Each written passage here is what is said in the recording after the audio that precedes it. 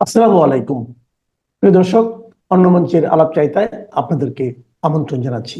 Doctor ইউনূসের চলে যাবার সময় হয়ে এসেছে, কিন্তু চলে যাবার আগে তিনি বাংলাদেশের এত বেশি সর্বনাশ করে যাচ্ছেন যে তিনি চলে যাবার পরে যে নতুন সরকারটা আসবে তারা কিন্তু খুব বেকায়দায় থাকবে। মানে বাংলাদেশকে নিয়ে তিনি বিভিন্ন রকমের ষড়যন্ত্র করে একটা লেজে গবরে অবস্থা করে রেখে চলে যাচ্ছেন। এই দেশের ১২টা যে তিনি বাজিয়ে গেলেন সেটা নিয়ে আজকে আমি কথা বলবো। তিনি অনেক আসপেক্টে দেশের ১২টা বাজিয়েছেন। এই যে একজন শিল্পপতি সেদিন বলছিলেন যে দেশের ১৪ লক্ষ লোক চাকরি হারিয়েছে গত ১৭ মাসে, এবং জিডিপি নাকি কমে ৪-এর নিচে চলে আসবে। তো এরকম অসংখ্য অর্থনৈতিক সূচক একসময় বাংলাদেশে শেখ হাসিনা সরকার ১ কোটি পরিবারকে ফ্যামিলি কার্ড দিয়েছে, সেটার থেকে এখন কমে ৫৭ লাখে নেমেছে, বাকিতে ৪৩ লাখ নাই। তো এরকম অনেক জায়গায় অবনতি হয়েছে। তো আজকে আমি ৪টা স্পেসিফিক বিষয় নিয়ে কথা বলবো। প্রথমে কথা বলবো একটু মীরের সরাই নিয়ে। মীরের সরাই হলো চট্টগ্রামের একটা খুব গুরুত্বপূর্ণ উপজেলা। এটি চট্টগ্রামের উত্তর দিকে অবস্থিত, চট্টগ্রাম বন্দর থেকেও এটা উত্তর দিকে অবস্থিত। এটার একদিকে ফেনী জেলা, আর একদিকে রয়েছে পাহাড়ি অঞ্চল, এবং এর খুব কাছেই কিন্তু ভারত। এই যে ভারতের ত্রিপুরা এখান থেকে ৬০ বা ৭০ কিলোমিটার দূরে আনুমানিক, আবার মিজোরাম ১২০ থেকে ১৪০ কিলোমিটার দূরে। যদিও সড়ক পথে এই মিরেশ্বরাইয়ের সাথে ত্রিপুরার কোনো যোগাযোগ নেই, ওই অঞ্চলটা পাহাড়ি এলাকা, বাট ইটস ভেরি ক্লোজ। তো এইটা আবার ইট কানেক্টস মানে কক্সবাজার, চট্টগ্রাম এবং যে পার্বত্য চট্টগ্রামের জেলাগুলো আছে এগুলোর চিকেন নেক বলা হয় এই মিরেশ্বরাইকে। এবং এই মিরেশ্বরাইয়ের কাছে কিন্তু সেই পেকুয়া বাজার, আপনারা যারা আমার শো নিয়মিত দেখেন, আমি মাঝে মধ্যে এই কক্সবাজারের পেকুয়া উপজেলার পেকুয়া বাজারের কথা বলি, যে বাজারটা খুবই গুরুত্বপূর্ণ এবং যেখানে আরাকান আর্মি, বিদেশি সেনাবাহিনীর অনেক বিচরণের কথা আমি বলেছি। তো সেই দিক দিয়ে এই মিরেশ্বরাই উপজেলাটা খুব গুরুত্বপূর্ণ এবং বাংলাদেশ ভারতের জন্য একটা স্পর্শকাতর এলাকা। এইখানে শেখ হাসিনার সরকার একটা ইন্ডিয়ান ইকোনমিক জোন স্থাপন করবার জন্য চুক্তি করেছিল, এবং এই জোনে অর্থায়ন করবে জাপান সরকার এবং এটি ম্যানেজ করবে ভারতের আদানি শিল্প গ্রুপ। এবং এখানে যেসব পণ্য উৎপাদিত হবে তাদের একটা বড় অংশ ভারতের যে নর্থ ইস্ট 7 সিস্টার স্টেটস আছে সেসব জায়গায় এক্সপোর্ট করা হবে। তো এটা একটা এই জায়গাটা প্রায় ৯০০ একর জায়গা, একটা বিশাল জায়গা। তো সেই চুক্তিটা এই ডক্টর ইউনূস এসে বাতিল করেছে, এবং বাতিল করে তারা গত পরশুদিন এই ২৬শে জানুয়ারি সোমবার তারা একটা সিদ্ধান্ত নিয়েছে, BEZA Bangladesh economic zone authority BEZA, এই বিইজিএ এর একটা সভায়, গভর্নিং বডির সভায়, যেটা সভাপতিত্ব করেছেন প্রধান উপদেষ্টা ডক্টর ইউনূস। এবং আপনারা জানেন যে বেজার নির্বাহী চেয়ারম্যান হলো ওই প্যারাসুট জাম্পার আশিক চৌধুরী, যে বাংলাদেশে প্রচুর বিনিয়োগ আনবে বলে গত ১৭ মাসে বাংলাদেশ থেকে বিদেশি বিনিয়োগ কমেছে শতকরা ৬১ ভাগ, মানে ৬১% বিনিয়োগ নাই হয়ে গেছে। তো এখন সে বুঝাচ্ছে যে পৃথিবীতে বড় বড় সমরাস্ত্র যুদ্ধ বিমান এর বাইরেও নাকি প্রতিরক্ষার অনেক ছোট ছোট জিনিস দরকার, যেমন গুলির নাকি অনেক অভাব, স্বল্প মাত্রার মিসাইল, ট্যাঙ্কের অ্যাক্সেসরি, এগুলো নাকি অভাব। সো এইগুলো বাংলাদেশে তৈরি করতে হবে। সুতরাং মিরের সরাইয়ে ভারতীয় ইকোনমিক জোনটা বাতিল করে তারা সেখানে এখন করছে ডিফেন্স ইন্ডাস্ট্রিয়াল জোন বা প্রতিরক্ষা পার্ক। এখানে এখন এই জায়গাটা তারা বিদেশিদের কাছে দিয়ে দেবে। অলরেডি আমেরিকার কাছে তারা বলেছে যে তোমরা মিরের সরাইটা নাও, এবং এখানে তারা এই এই সামরিক অস্ত্র উৎপাদনের কারখানা করবে। এখন দেখেন, ভারতের এত কাছের একটা জায়গায় আমেরিকার হাতে তুলে দিচ্ছে। এর আগে লালমনিরহাটের যে বিমানবন্দর, সেখানে অলরেডি চায়নার কিন্তু অনেক ইনভলভমেন্ট এসেছে, যেটা খুব কাছে ভারতের শিলিগুড়ি বা ভারতের চিকেন নেকের খুব কাছে।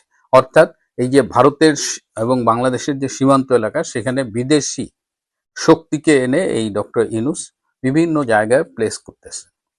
তো স্বভাবতই এটা নিয়ে ভারতের মধ্যে একটা রিয়াকশন হয়েছে, বাংলাদেশেরও অনেকে বিষয়টা ভালোভাবে দেখেনি, যে এইখানে মানে অনেকটা পায়ে পা দিয়ে ঝগড়া করার মতো ভারতের সাথে ডক্টর ইউনূস দায়িত্ব নেওয়ার আগের থেকে। তার মধ্যে আমরা যেটা দেখছি সেটা কিন্তু এই মীরের সরাই নিয়ে দেখলাম। আরো কিছু ঘটনা ঘটেছে, যেমন গতকাল গতকাল ২৭শে জানুয়ারি ছিল মঙ্গলবার, চীনের সাথে এই G2G চুক্তির আওতায় আমাদের বিমান বাহিনী এবং China electronics technology group corporation international সিইটিসি এদের মধ্যে একটা চুক্তি হয়েছে যে বাংলাদেশে ড্রোন উৎপাদন করা হবে এবং অ্যাসেম্বল করা হবে এবং এর মধ্যে প্রযুক্তি হস্তান্তরও করা হবে। তো এই যে কদিন আগে গত 23 তারিখে বাংলাদেশের মার্কিন রাষ্ট্রদূত ব্রেন্ট ক্রিস্টেনসেন সে কিন্তু ডক্টর খলিল আমাদের জাতীয় নিরাপত্তা উপদেষ্টা এবং প্রধান উপদেষ্টা ডক্টর ইউনূসের সাথে দেখা করেছে এবং চীনের সাথে এই দহরম মহরম নিয়ে তাদের আপত্তি জানিয়েছে এবং তখন আমরা শুনেছিলাম যে চীনের সাথে যে 6টা MOU স্বাক্ষরিত হয়েছে সবগুলো বাতিল করা হবে, এই ড্রোন কারখানাটাও স্থগিত করা হবে বা বন্ধ করা হবে, এরকম আমরা শুনেছিলাম। তো 23 তারিখ থেকে গতকাল 27 তারিখেই দেখলাম যে চায়নার ওই কোম্পানির সাথে বিমান বাহিনী চুক্তি স্বাক্ষর করেছে। তো এটা নিয়ে কিন্তু আমেরিকার মধ্যে হিউজ রিপার্কেশন হয়েছে এবং আমাদের যে জাতীয় নিরাপত্তা উপদেষ্টা ডক্টর খলিলুর রহমান, যিনি আমেরিকার খুব ঘনিষ্ঠ বলে আমরা সবাই জানি, হ্যাঁ, তিনি খুবই হতাশা প্রকাশ করেছেন এবং তিনি এত দুঃখ পেয়েছেন যে তিনি বলেন যে আমি তো চলে গিয়েছিলাম, ডক্টর ইউনূস আমাকে যেতে দেয়নি এবং আমাকে রেখে তিনি আর কত অপমান করবেন। তো যে আমেরিকার সমর্থনে অবৈধভাবে ক্ষমতা দখল করলো সেই ইউনূস আবার আমেরিকাকে চটিয়ে চায়নার সাথে এই ড্রোন তৈরির চুক্তি স্বাক্ষর করলো। তো এটাও ভবিষ্যতের সরকারের জন্য কিন্তু একটা খুব জটিলতা তৈরি করতে পারে, কারণ পরবর্তীতে যে সরকার আসবে তারা আমেরিকার চোখ রাঙানি উপেক্ষা করে এই চুক্তি চালিয়ে যাবে কি না এটা নিয়ে একটা যাও তাদের একটা পেইন হবে।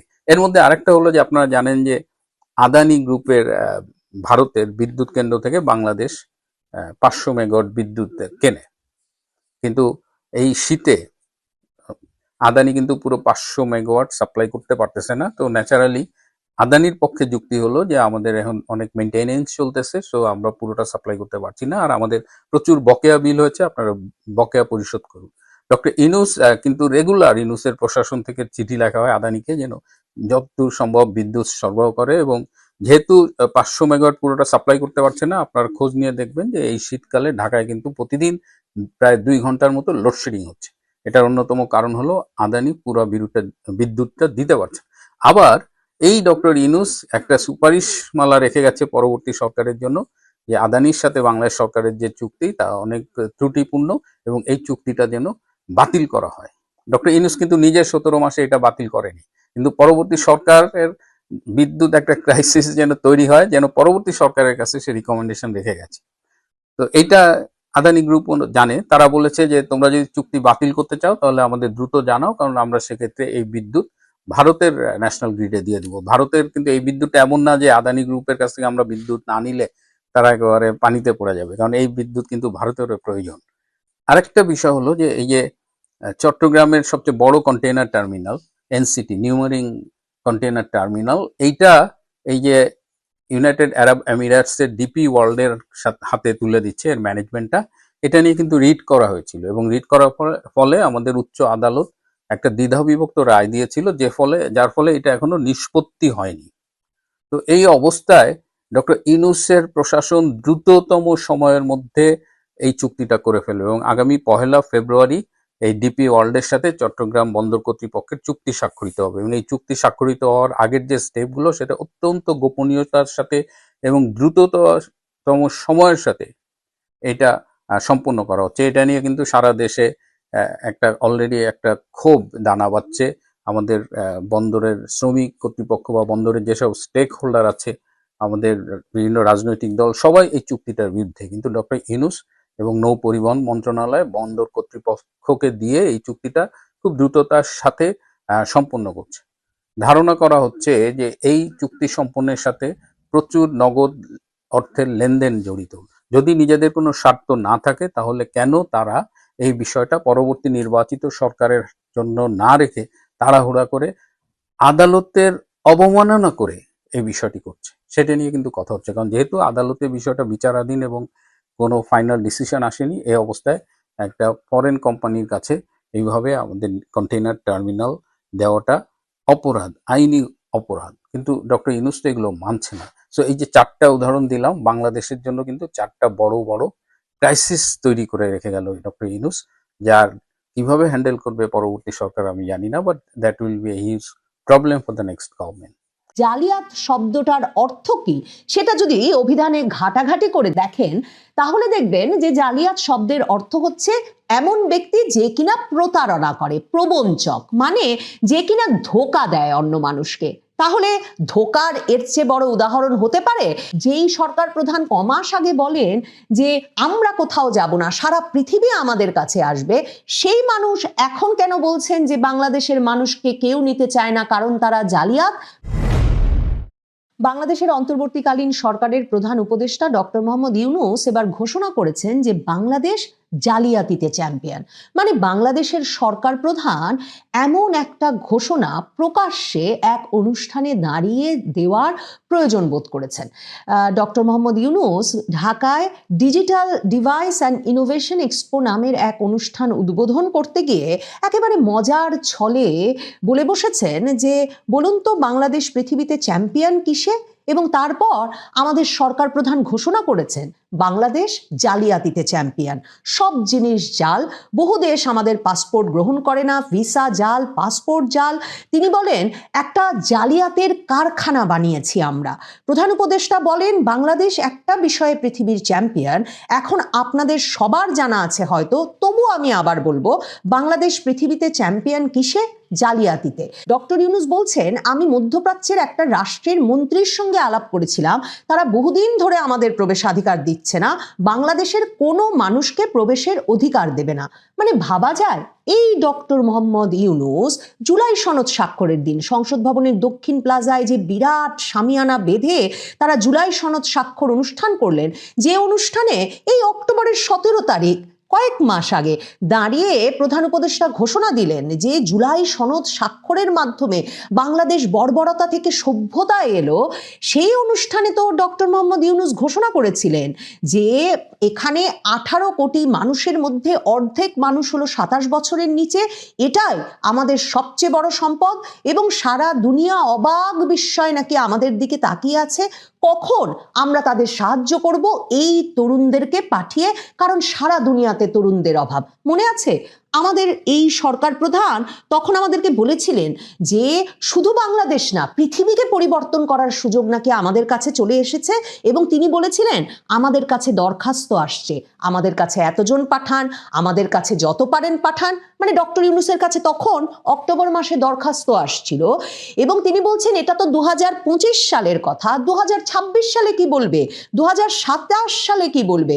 তখন নাকি হাত জোর করে করে বিশ্বের বিভিন্ন দেশ থেকে আসবে আর বলবে আপনাদের তরুণদের আমাদের কাছে পাঠান, আমাদের কাছে পাঠান, কারণ এত তাজা শক্তি দিতে পারে, এত সৃজনশীল মানুষ দিতে পারে, এত বিশ্বস্ত মানুষ দিতে পারে। আমি কিন্তু কোট করে পড়ছি, ডক্টর ইউনূস অক্টোবরেও বললেন এত সৃজনশীল, এত তাজা শক্তির, এত বিশ্বস্ত মানুষ দিতে পারে এমন দেশ খুঁজে পাওয়া যাবে না। আর এখন এই জানুয়ারি মাসে এসে তিনি বলছেন বাংলাদেশ একটা জালিয়াতের কারখানা এবং এই দেশের কোনো মানুষকে পৃথিবীর কোনো দেশ নিতে চায় না, এবং তাকে বিভিন্ন দেশের মন্ত্রী মিনিস্টাররা এসব কথা বলছেন। কখন যে তার সঙ্গে এসব মন্ত্রী মিনিস্টারের সাক্ষাৎ হচ্ছে সে এক প্রশ্ন বটে, কারণ বেশিরভাগ দেশেই যখন তিনি রাষ্ট্রীয় সফরে যান আপনারা জানেন যে সেসব দেশের সরকার প্রধানের সাক্ষাৎ পাওয়া তো দূরের কথা, মন্ত্রী মিনিস্টার কারো সাক্ষাৎই তিনি পান না। অথচ এই ডক্টর ইউনূসী অক্টোবরে বলেন তার কাছে দরখাস্ত জমে গেছে বাংলাদেশের তরুণদেরকে যাতে তিনি বিভিন্ন দেশে রপ্তানি করতে পারেন, আবার তিনি এসে জানুয়ারি মাসে বলছেন এটা একটা জালিয়াতের কারখানা, কাজেই কেউ নিতে চায় না। কারণ গত কমাসে বাংলাদেশের জন্য সকল দেশের দুয়ার বন্ধ হয়ে গেছে। যুক্তরাষ্ট্র, যুক্তরাজ্য এসব দেশে যাওয়ার পথ তো একরকম রুদ্ধ হয়েছে বটেই, এমনকি থাইল্যান্ড, মালয়েশিয়া এসব দেশেরও ভিসা পাওয়া যাচ্ছে না, সিঙ্গাপুর, ভিয়েতনামেরও, এমনকি নেপাল, ভুটানেও গিয়ে পৌঁছানোর পর আবার ফিরতি প্লেনে বাংলাদেশিদেরকে পাঠিয়ে দেওয়া হচ্ছে এই ইউনূস আমলে। আমি এই যে আমাদের সকলকে ঢালাও হারে পুরো দেশকে তিনি জালিয়াত বলে দিলেন, এটা শুনে ভাবছিলাম যে দুর্নীতিতে বিশ্ব চ্যাম্পিয়ন ঘোষণা করার পর কোন আমলে বাংলাদেশ পরপর দুর্নীতিতে চ্যাম্পিয়ন হয়েছিল, সেই কালিমা যদি সারা জীবনভর ওই সরকারকে বহন করতে হয়, মানে বিএনপি সরকারকে, খালেদা জিয়ার সরকারকে বহন করতে হয়, তাহলে এই দুর্নাম যে কোন সময়ে বাংলাদেশ জালিয়াতের চ্যাম্পিয়ন হয়ে উঠল এবং সরকার প্রধান নিজেই সেই স্বীকৃতি দেওয়ার প্রয়োজন বোধ করলেন ঢাকার সম্মেলন কেন্দ্রে দাঁড়িয়ে অভ্যাগত সুধীর সামনে, তাহলে সে দায় কেন ডক্টর মোহাম্মদ ইউনূস নেবেন না? জালিয়াত শব্দটার অর্থ কি সেটা যদি অভিধানে ঘাটাঘাটি করে দেখেন তাহলে দেখবেন যে জালিয়াত শব্দের অর্থ হচ্ছে এমন ব্যক্তি যে কিনা প্রতারণা করে, প্রবঞ্চক, মানে যে কিনা ধোঁকা দেয় অন্য মানুষকে। তাহলে ধোঁকার এর চেয়ে বড় উদাহরণ হতে পারে? যেই সরকার প্রধান কমাস আগে বলেন যে আমরা কোথাও যাব না, সারা পৃথিবী আমাদের কাছে আসবে, সেই মানুষ এখন কেন বলছেন যে বাংলাদেশের মানুষকে কেউ নিতে চায় না কারণ তারা জালিয়াত? মানে কে কাকে প্রতারণা করছে, প্রতারণার ভার মানে কোন দিকে বেশি, আর কে কাকে জালিয়াত বলছে? এই প্রশ্নগুলো নিশ্চিতভাবে ডক্টর মোহাম্মদ ইউনূস যখন এমন একটা অপমানজনক কথা বাংলাদেশের বাকি মানুষের উদ্দেশ্যে বললেন তখন নিশ্চয়ই মনে জাগে। ডক্টর মোহাম্মদ ইউনূস হচ্ছেন ওই মানুষ যিনি কিনা বহু বহু দশক ধরে পৃথিবীর দেশে দেশে দারিদ্রকে জাদুঘরে পাঠিয়ে দেব এমন একটা প্রতারণামূলক প্রতিশ্রুতি, মানে যেটা উনি নিজে জানেন যে কখনো সম্ভব নয়, সেই প্রতারণামূলক প্রতিশ্রুতির গল্প পৃথিবীর দেশে দেশে ছড়িয়ে কিংবা 3-0 তত্ত্ব পৃথিবীর দেশে দেশে দিয়ে তিনি একরকম করে খাচ্ছিলেন। সে কারণেই সম্ভবত মুখে যা আসে সেটাই বলে দিতে ডক্টর মোহাম্মদ ইউনূসের একটুও বাধে না। এই অনুষ্ঠানে, ঢাকার এই অনুষ্ঠানেই যেখানে তিনি বাংলাদেশের সাধারণ মানুষকে জালিয়াত বললেন, সেই অনুষ্ঠানেই তিনি বলে বসেছেন যে সরকারি কর্মকর্তাদের 5 বছরের বেশি চাকরি করা উচিত না। তিনি বলেছেন যে তাহলে নাকি তাদের মাইন্ড সেট হয়ে যায়, সৃজনশীলতা নষ্ট হয়, কাজেই সরকারের প্রতিটা প্রতিষ্ঠানকে 10 বছর পর পর নতুন করে শুরু করা উচিত, কারণ সময়ের সঙ্গে সঙ্গে লক্ষ্য পরিবর্তন হলেও মানুষরা সেই প্রতিষ্ঠানে পুরনো ধ্যান ধারণা নিয়ে বসে রয়েছেন। ভাবুন তো কোন ব্যক্তি এমন কথা বলছেন যে সরকারি চাকরিও নাকি 5 বছরের বেশি কোনো কর্মকর্তার করা উচিত না, 10 বছর পর পর নতুন করে প্রতিটি প্রতিষ্ঠানের নিজেদের গড়ে তোলা উচিত। সেই ব্যক্তি বলছেন যিনি কিনা বছরের পর বছর বাংলাদেশের সরকারের সঙ্গে মামলা লড়েছেন, পৃথিবীর বিভিন্ন দেশের প্রভাবশালী মানুষদের দিয়ে বাংলাদেশ সরকারের উপর চাপ প্রয়োগ করেছেন এবং এরপর বাংলাদেশ সরকারকে ফেলেই দিয়েছেন। সেই অভিযোগে, সেই ক্ষোভে যে তাকে 65 বছর বয়সে বাংলাদেশের ব্যাংক পরিচালনার যে নীতিমালা, সেই নীতিমালা অনুযায়ী গ্রামীণ ব্যাংকের প্রধান ব্যবস্থাপকের পদ থেকে সরকার সরে যেতে বলেছিল। মানে 65 বছর বয়সেও তিনি কিন্তু মনে করেন নাই তার প্রতিষ্ঠানের নতুন করে শুরু করার প্রয়োজন আছে, কিন্তু একরকম প্রলাপের মতো তিনি ঘর ভর্তি, মিলনায়তন ভর্তি লোকের সামনে এ জ্ঞান দিয়ে দিলেন যে সরকারি চাকুরিদেরও 5 বছরের বেশি চাকরি করা উচিত না। ডক্টর ইউনূস হচ্ছেন সেই ব্যক্তি যেই ব্যক্তি এই সেপ্টেম্বরে মেহেদী হাসান খান, আল জাজিরার সাবেক সাংবাদিক, তার সঙ্গে তার অনলাইন প্ল্যাটফর্মে এক সাক্ষাৎকারে বলে এসেছেন নিজের 85 বছর বয়সে যে অনেকেই নাকি তাকে 5 বছর, 10 বছর, আরো 50 বছর বাংলাদেশের ক্ষমতায় থাকতে বলছে। এবং সেই সাক্ষাৎকারে তিনি এমন কথাও বলেছিলেন যে কই, তাকে তো কেউ কোনো মেয়াদ ঠিক করে দেয়নি, কাজেই অন্তর্বর্তীকালীন সরকার কবে যাবে এ প্রশ্ন করা ওই বিদেশি সাংবাদিকের অসঙ্গত হচ্ছে। ডক্টর মোহাম্মদ ইউনূস সেই সাক্ষাৎকারে এর পাশাপাশি মেহেদী হাসান খান যখন বলেছিলেন যে আপনার কি অবসরও নিতে ইচ্ছা করে না, উনি বলেছিলেন উনি অবসরের কনসেপ্টে বিশ্বাস করেন না। ভাবতে পারেন যেই ব্যক্তি 85 বছর বয়সে পৃথিবীতে কোনো এক সঞ্জীবনী সুধা আবিষ্কৃত হয়ে যাবে সে কথা ভেবে ভাবছেন আরো 50 বছরও তিনি দেশ শাসন করতে পারেন, সেই ব্যক্তি কিনা অন্যদের জ্ঞান দিচ্ছেন তাদের পদ আঁকড়ে থাকা উচিত না, 5 বছরের বেশি সরকারি চাকরি করা উচিত না। ডক্টর মোহাম্মদ ইউনূস একটা মুখস্থ কথা এই বক্তৃতাতেও বলেছেন, মানে সারা দেশকে তিনি জালিয়াত বলেছেন, অথচ হঠাৎ করে তিনি বলেছেন যে ওই তরুণদের কথা, যেই তরুণদেরকে নেওয়ার জন্য নাকি বাংলাদেশের সামনে লাইন পড়ে গেছে, তিনি বলেছেন জুলাই আন্দোলনকারীরাই একদিন বিশ্বে নেতৃত্ব দেবে। মানে যেই জুলাই আন্দোলনকারীদের এখন দেখা যাচ্ছে তারা দলের নেতৃত্ব দিতে পারছে না, 20-25 জন নেতাকে যে আমরা চিনেছিলাম তারা মোটামুটি 5-6টি ধারায় বিভক্ত হয়ে পড়েছে, যে 20-30 জন এখন জামায়াতের ছায়াতলে গিয়ে মনোনয়ন নিয়ে নির্বাচন করার চেষ্টা করছেন, তারা রাস্তায় বের হলেই ডিম খাচ্ছেন। অথচ ডক্টর মোহাম্মদ ইউনূস বলছেন এরা তো দেশে আটকে থাকবেন না, এই জুলাই আন্দোলনকারীরা নাকি বিশ্বে নেতৃত্ব দেবেন। তবে এ বিষয়টা তিনি ব্যাখ্যা করে বোঝান নাই যে জালিয়াতের চ্যাম্পিয়ন বাংলাদেশের একটা আন্দোলনের নেতৃত্ব দানকারীরা কেন, কি কারণে বিশ্বে নেতৃত্ব দেওয়ার সুযোগ পাবেন। জালিয়াতির অর্থ বলছিলাম প্রতারণা করা, প্রবঞ্চনা করা। ডক্টর মোহাম্মদ ইউনূস যেদিন বাংলাদেশকে জালিয়াত আখ্যা দিয়ে শিরোনাম হয়েছেন, সেদিন বাংলাদেশের শীর্ষস্থানীয় পত্রিকা বণিক বার্তায় একটা শিরোনাম ছিল যেখানে বলা হচ্ছে যে বাংলাদেশের এই অন্তর্বর্তীকালীন সরকার, যারা কিনা নিজেদেরকে একটা নিরপেক্ষ অরাজনৈতিক সরকার হিসেবে দাবি করে, সেই সরকার 2,12,000 কোটি টাকার নতুন প্রকল্প গ্রহণ করেছে এবং সেই 2,12,000 কোটি টাকার নতুন প্রকল্পের 42% চট্টগ্রামে গ্রহণ করেছে এই ইউনূস সরকার। তার মানে ডক্টর ইউনূস যা উন্নয়ন প্রকল্প নিয়েছেন তার 42%ই তার নিজ এলাকায় নিয়ে গেছেন। ভাগ্যিস বণিক বার্তা বিশ্লেষণ করে দেখায় নাই যে এই সরকারের বড় বড় পদে মন্ত্রী, উপদেষ্টা, বিশেষ সহকারী সহ নানা পদে উনি যাদেরকে অধিষ্ঠিত করেছেন তার মধ্যে কত শতাংশ চট্টগ্রামের, কত শতাংশ উনার আত্মীয় স্বজন, কত শতাংশ উনার গ্রামীণ ব্যাংকের কোটায় এসেছে, আর কত শতাংশ উনার নিজস্ব তদবিরে এমন বড় বড় পদে বসতে পেরেছে। ভাবুন তো, একটি লোক তার যদি কোনো রাজনৈতিক উচ্চাশা না থাকে, এই 85 বছর বয়সে তার যদি 12ই ফেব্রুয়ারির পরে সত্যি আবারও তার পুরনো জীবনে ফিরে যাওয়ার কোনো প্রত্যাশা বা লক্ষ্য থাকে, তাহলে কি তার নিজ এলাকায় 42% উন্নয়ন অর্থ খরচ করবার কথা? কোন উচ্চাশায় ডক্টর মোহাম্মদ ইউনূস একের পর এক চুক্তি সই করছেন বিভিন্ন দেশের সঙ্গে, আর কোন উচ্চাশাই বা তিনি তার নিজ এলাকায় এমন এক চোখা উন্নয়নের নীতি গ্রহণ করেছেন? ওই যে বলছিলাম, জালিয়াত হচ্ছে সেই ব্যক্তি যে ব্যক্তি তার কথায় কাজে অন্যকে ধোঁকা দেয়।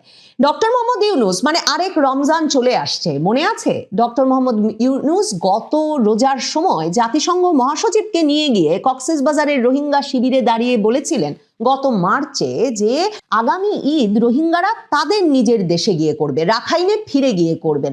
মানে ঠিক কিভাবে তা সম্ভব হবে? ঠিক যেমন জুলাই আন্দোলনে নেতৃত্ব দানকারী তরুণেরা বিশ্বে কিভাবে নেতৃত্ব দেবেন, কোন মববাজির মাধ্যমে আর কোন স্থাপনা ভাঙাভাঙির মাধ্যমে আর কাকে ভয় দেখিয়ে কার গলা চেপে ধরে, সে প্রশ্নের যেমন কোনো উত্তর মেলে না। কোন সূত্রে, আন্তর্জাতিক কোন সম্পর্ক খাটিয়ে তিনি শেষ পর্যন্ত রাখাইনে রোহিঙ্গাদের ফেরত পাঠাবেন সে বিষয়ে প্রশ্ন না করা গেলেও এই নিয়ে তার কোনো চেষ্টা চরিত্র 1 বছরে চোখে পড়ে নাই। বরং এই রমজান যখন আসছে তখন সৌদি আরব সরকারের চাপে বাংলাদেশ রোহিঙ্গাদের পাসপোর্ট দিতে বাধ্য হচ্ছে, আর ইউনূস সরকারের পররাষ্ট্র উপদেষ্টা এখন আমাদের বোঝাচ্ছেন যে পাসপোর্ট দিলেও রোহিঙ্গারা নাগরিকত্ব পেয়ে যাচ্ছে, এ কথা নাকি ঠিক নয়। তো এ সরকারের কোন কথা প্রতারণা, কোন কথা জালিয়াতি, কোন কথা ধোঁকা, তা যখন বোঝা মুশকিল তখন দুটো কথা মনে পড়ে। এক, জাতি তার যোগ্য নেতাকেই তাহলে খুঁজে পেয়েছে, কিংবা রতনই কি তাহলে রতন চিনেছে? ডক্টর মোহাম্মদ ইউনূসের কথামালা একের পর এক সাজিয়ে বসলে সত্যি মনে প্রশ্ন জাগে যে কে বড় জালিয়াত আর কেই বা কাকে জালিয়াত বলছে।